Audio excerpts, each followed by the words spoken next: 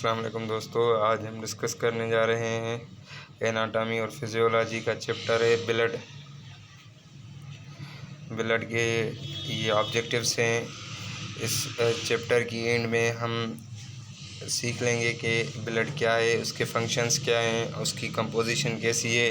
उसके अलावा इसकी जो साइट ऑफ प्रोडक्शन है, कहाँ से ये प्रोड्यूस होते हैं, इनके फंक्शन, सेलुलर पार्ट्स और प्लाज्मा, और उसके साथ साथ ब्लड प्लाज्मा की कंपोजिशन भी डिस्कस करेंगे। और एंड में हम एबीओ ब्लड ग्रुप और आरएच फैक्टर को भी डिस्कस कर लेंगे। अच्छा, ब्लड अगर बॉडी के अंदर देखा जाए, हम लिक्विड 100% लेते हैं तो उसमें से जो है 8% हमारी बॉडी के अंदर तकरीबन ब्लड आ जाती है, और उसके साथ ब्लड जो है एक कनेक्टिव टिश्यू है।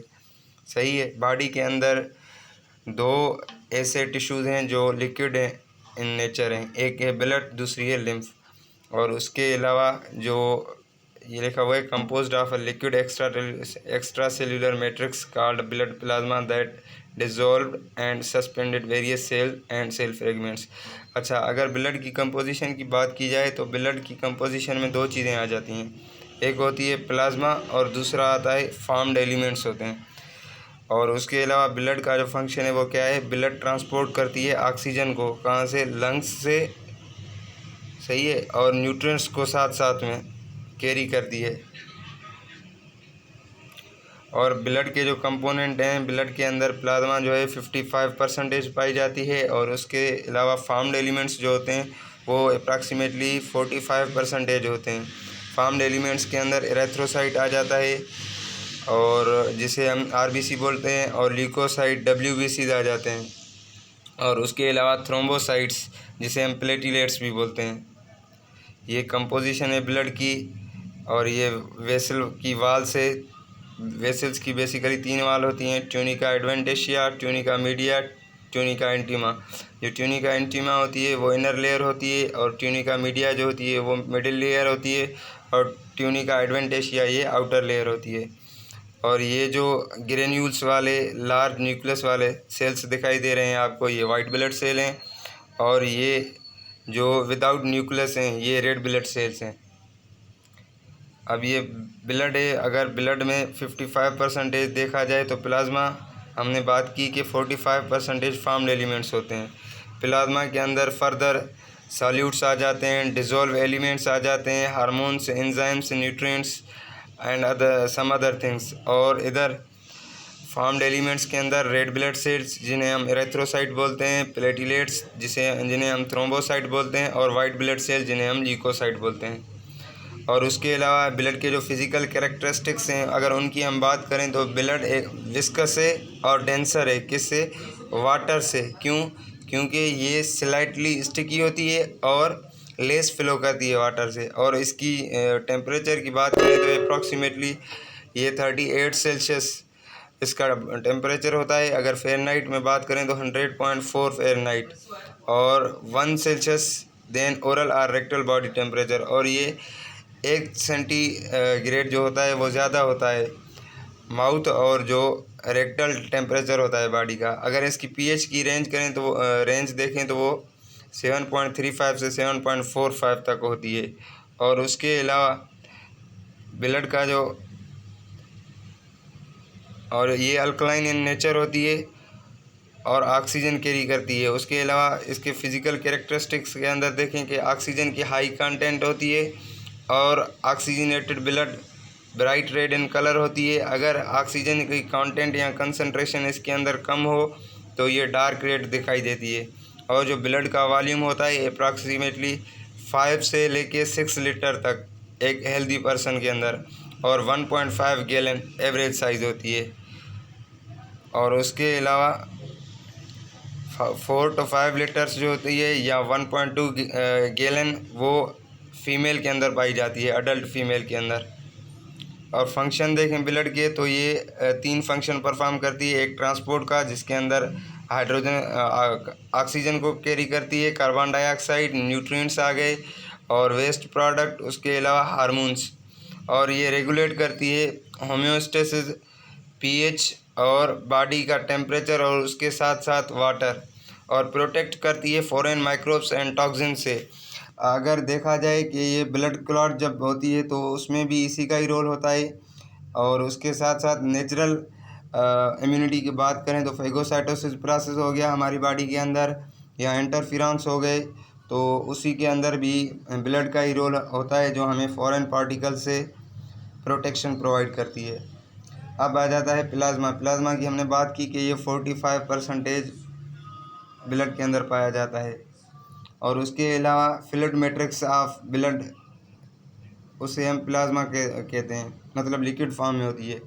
और जब एलिमेंट्स रिमूव किए जाएं ब्लड से तो एक्स्ट्रा कलर जो होता है लिक्विड का, उसे हम ब्लड प्लाज्मा बोलते हैं या सिंपली प्लाज्मा बोलते हैं। इसके अंदर जो प्लाज्मा प्रोटीन होते हैं अल्ब्यूमिन, ग्लोबुलिन, फाइब्रिनोजन, अगर इनकी परसेंटेज की बात की जाए तो अल्ब्यूमिन जो होता है वो अप्रॉक्सीमेटली 54% होता है, और ग्लोबुलिन 38% होता है, और बाकी जो अमाउंट होती है वो फाइब्रिनोजन की होती है। उसके अलावा इसके अंदर न्यूट्रिएंट्स आ जाते हैं, मैक्रो और माइक्रो न्यूट्रिएंट्स। मैक्रो न्यूट्रिएंट्स की बात करें तो कार्बोहाइड्रेट, प्रोटीन, लिपिड आ जाते हैं, और माइक्रो न्यूट्रिएंट्स की बात करें तो विटामिन्स आ जाते हैं। वेस्ट प्रोडक्ट जैसे यूरिक एसिड, यूरिन, और उनकी जो है प्रोडक्ट्स वो भी प्लाज्मा के अंदर होते हैं। उसके अलावा गैसेस, हाइड्रोजन, ऑक्सीजन हो गया, कार्बन डाइऑक्साइड हो गया या नाइट्रोजन हो गया, एंजाइम्स इसके अंदर जो है सर्कुलेट करते हैं, और हार्मोन्स भी इसी के अंदर पाए जाते हैं। अगर वाटर की बात करें तो वाटर प्लाज्मा के अंदर 91% होता है, और सॉल्यूट 2% पाया जाता है, और उसके अलावा बाकी प्रोटीन्स होते हैं जो 7% होते हैं। अब अल्ब्यूमिन की बात करें तो अल्ब्यूमिन क्या करता है, ये ऑन्कोटिक प्रेशर जो होता है ब्लड का उसको मेंटेन करता है, और उसके अलावा जो फाइब्रिनोजन होता है वो ब्लड क्लॉटिंग में हेल्प करता है, और ग्लोबुलिन की बात करें तो ये इम्यून सिस्टम में अपना फंक्शन या रोल प्ले करता है।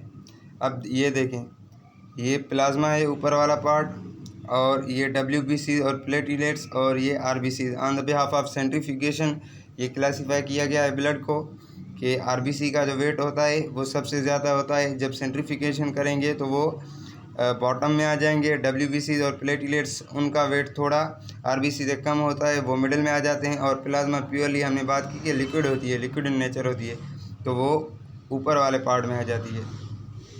अब उसके अलावा वाटर देखें, हमने बात की कि 91% जो होता है वो क्या होता है, liquid portion of blood water होता है, और ये एक्ट करता है सॉल्वेंट के तौर पर, और कई मतलब मीडियम प्रोवाइड करता है मेनी कंपोनेंट्स को, और उसके साथ साथ एब्जॉर्प्शन, ट्रांसपोर्ट और रिलीज ऑफ हीट में भी ये अपना रोल प्ले करता है।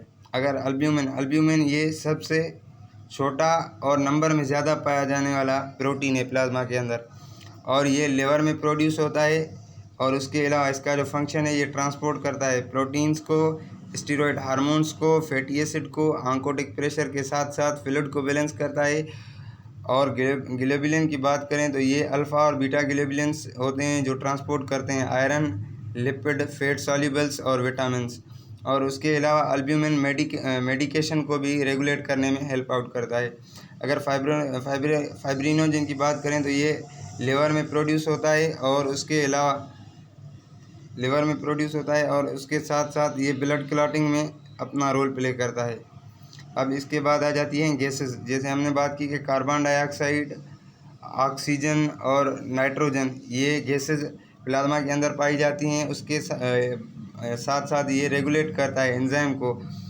It is produced by body cells, जो बॉडी सेल्स से प्रोड्यूस होते हैं उनको कैटालाइज करता है केमिकल रिएक्शन के अंदर। और जो हार्मोन्स होते हैं, हार्मोन्स बेसिकली एंडोक्राइन ग्लैंड से प्रोड्यूस होते हैं। एंडोक्राइन ग्लैंड्स डक्टलेस होते हैं जो डायरेक्ट रिलीज़ करते हैं हार्मोन्स को ब्लड के अंदर। ये रेगुलेट करते हैं बॉडी का मेटाबॉलिज्म, ग्रोथ और डेवलपमेंट, बॉडी के ग्रोथ और डेवलपमेंट में हेल्प आउट करते हैं। और उसके बाद विटामिन्स आ जाते हैं जो एज अ को फैक्टर काम करते हैं एंजाइमेटिक रिएक्शंस में।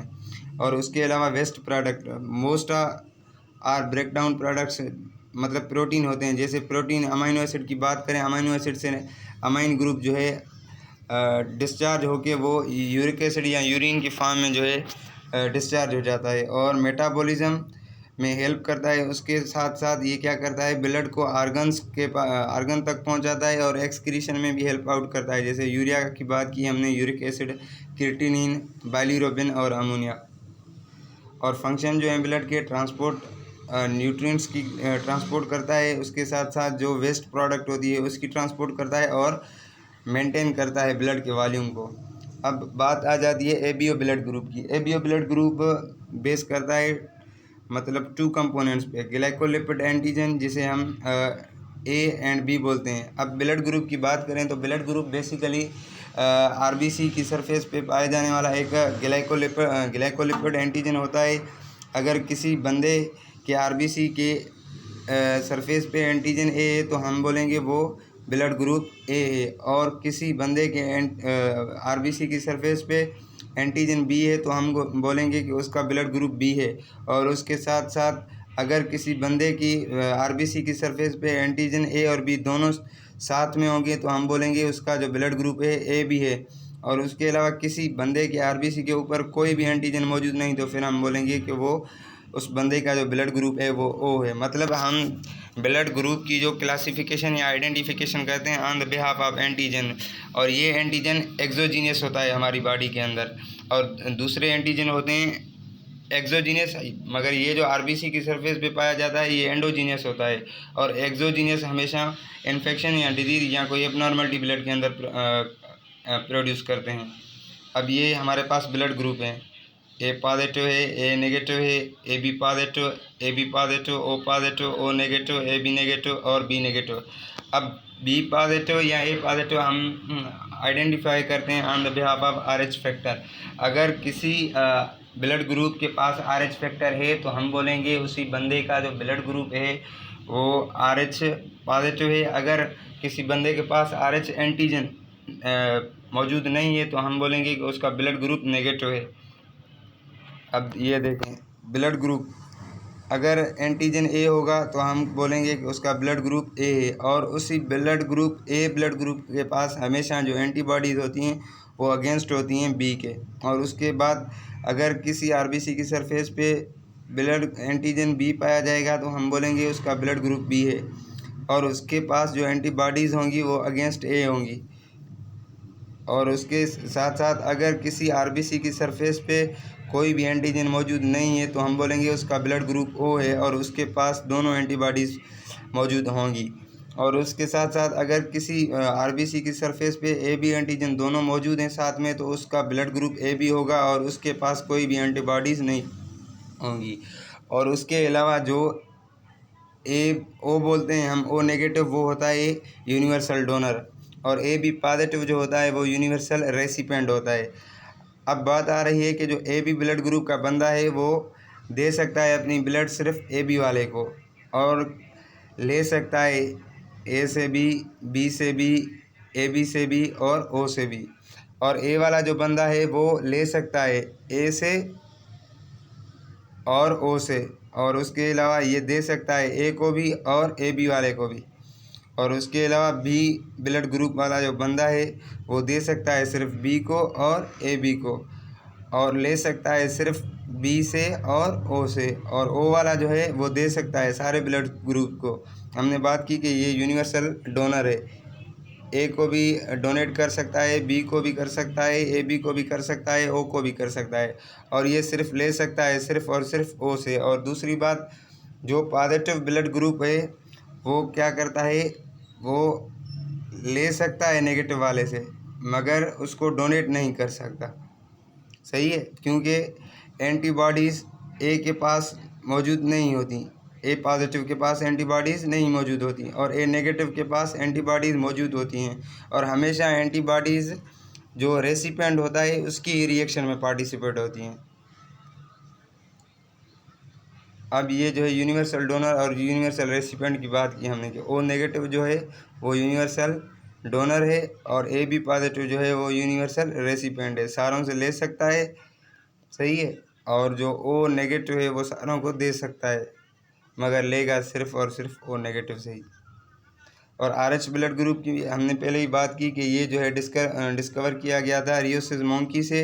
इसके पास 3 अलील्स होते हैं जीन्स के और कोडेड होता है आरएच एंटीजन। किसी बंदे की आरबीसी के ऊपर अगर आरएच एंटीजन है तो उसको हम बोलेंगे आरएच पॉजिटिव, और अगर वो नहीं है तो RH नेगेटिव। और जो RH पॉजिटिव ब्लड ग्रुप वाला बंदा होगा उसके पास against RH positive no antibodies होंगी, और जो नेगेटिव वाला होगा उसके पास RH पॉजिटिव के अगेंस्ट एंटीबॉडीज़ होगी।